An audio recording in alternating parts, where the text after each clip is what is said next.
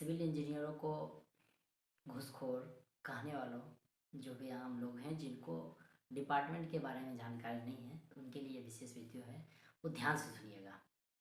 अक्सर आप रोज़मर्रा की ज़िंदगी में सुनते होंगे कि जो इतने भी जेई होते हैं वो घूसखोर होते हैं। देखिए, मैं आपको एक बात स्पष्ट बताता हूँ कि जो भी कंस्ट्रक्शन प्रोजेक्ट वर्क होती है, जितने भी प्रोजेक्ट सरकार के द्वारा दी जाती है, सब में 40-60 का रेशियो चलता है। बाय प्रैक्टिकली और बाय थ्योरिकली मैं ऐसा फील करता हूँ। जब मैं एस्टिमेटिंग एंड कॉस्टिंग का पढ़ाई करता हूँ तो उसमें ये चीज़ बताया जाता है, ठीक है। और प्रैक्टिकली ये रूप में देखा जाता है। मैं पंचायत में कुछ दिन एज अ पॉलिटिकल बैकग्राउंड, मैं पंचायत में भी कुछ दिन काम किया और मुझे पता है कि इसमें इस तरह का काम होता है, ठीक है।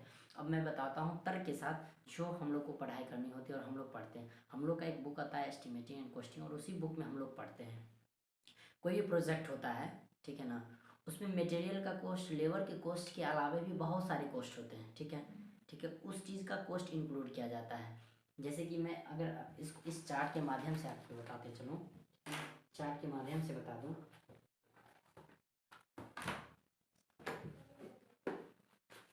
चार्ट के माध्यम से यानी कि बुक के माध्यम से, ठीक है। तो बहुत तरह के चार्ज होते हैं। सबसे पहले आप सुन लीजिए कंटेंजेंसी चार्ज, ठीक है।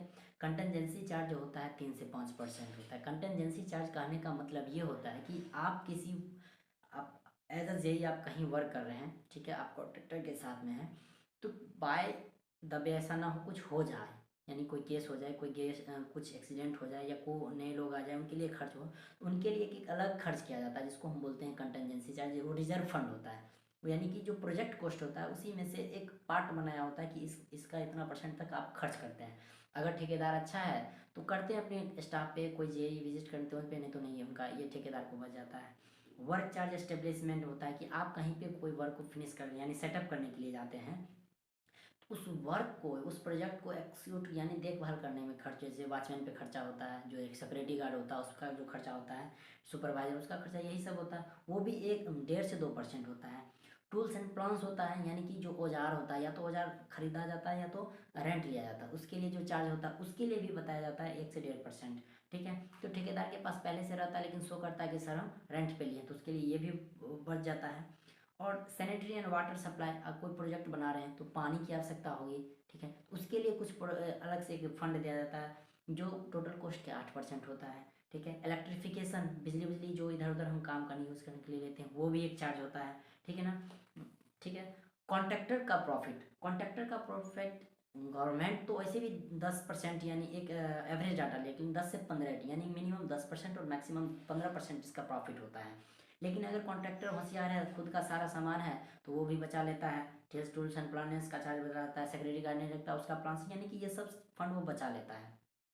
तो ये सब फंड सरकार देती है। उसके अलावा एक और कॉस्ट होता है जिसको बोलते हैं डिपार्टमेंटल कॉस्ट, या बोलते हैं इंजीनियरिंग कॉस्ट। महोदय, यही डिपार्टमेंटल या इंजीनियरिंग कॉस्ट इंजीनियर अपने ठेकेदार से या कोई भी प्रोजेक्ट बनाने वाली संस्था से मांगती है, जिसको हम बोलते हैं इंजीनियर का चार्ज। साधारण भाषा में बोलते हैं, जब यही पैसा मांगा जाता है, इंजीनियर जब मांगता है किसी कॉन्ट्रैक्टर से, तो लोग कहते हैं यही घूस मांग रहा है।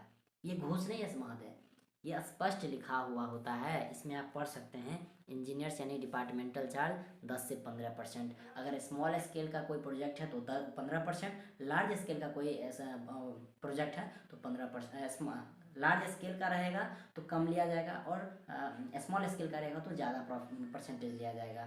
तो कहीं कहीं जेई साहब लेते भी हैं, कहीं कहीं नहीं लेते हैं, वो डिपेंड करता है कॉन्ट्रैक्टर्स के मूड पे, ठीक है ना, या वर्क कराने वाली एजेंसी पे, ठीक है ना। ये उनका जेन्युइन चार्ज होता है। गवर्नमेंट पे अलग देती है, ठीक है ना, पैसा देती है जो चार्ज होता है, लेकिन ये प्रॉफिट अलग से प्रोजेक्ट पे, यानी कि प्रोजेक्ट को आप एक्सिक्यूट कर रहे हैं सही से, इसलिए आपको ये एक अवार्ड बोला जाता है इसको, ठीक है ना, वही दिया जाता है, जिसको आमतौर के भाषा साधारण लोग क्या बोलते हैं, घूस लेते हैं जैसे।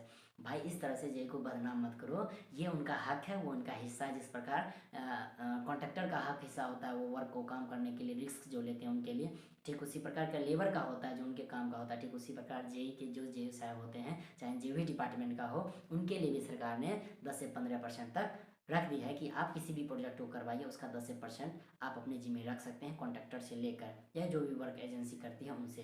तो आज के बाद से आप ये कहना बंद कर दीजिए कि जो भी जेई होते हैं वो घूस लेते हैं। महोदय, वो घूस नहीं लेते हैं, वो उनका जो होता है वर्क वो उनका जो होता है मजदूरी होता है। आप कहोगे मजदूरी सरकार देती है, इसलिए ना सरकार 10% एक्स्ट्रा भी देती है।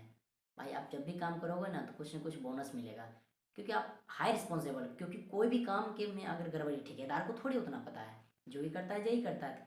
आप उस चीज़ को रिस्पॉन्सिबिलिटी के साथ पूरा करते हैं, इसलिए आपको ये अवार्ड के रूप में मिलता है। तो आज से आप जेई को घूसखोर कहना बंद कीजिए, वो उनका जेनून है। धन्यवाद।